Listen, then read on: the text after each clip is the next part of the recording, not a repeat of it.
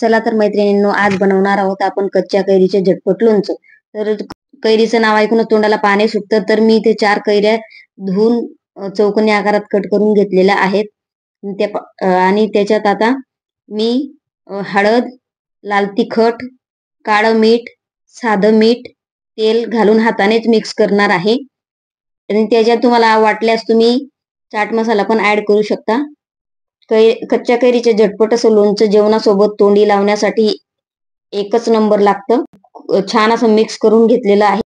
छान मिक्स केल्यानंतर खाण्यासाठी हे लोणचं तयार आहे. तर मैत्रिणींनो, चॅनलला नक्की सबस्क्राईब करा, व्हिडिओला लाईक करा आणि चॅनलला सपोर्ट करा. तर छान मी टेस्ट पण घेतली. कैरी म्हटल्यानंतर राहवलं जातच नाही, कुणीही असेल तरी. झटपट असं आपलं कैरीचं लोणचं जेवणासोबत तोंडी लावण्यासाठी तयार झालेलं आहे. आणि हे 2-3 दिवस आरामात टिकेल. तर जर तुम्हाला फोडणी घालायची असेल तर तुम्ही मोहरीची फोडणी तेल गरम करून याच्यात घालू शकतात. एकच नंबर लागते, एकदम छान.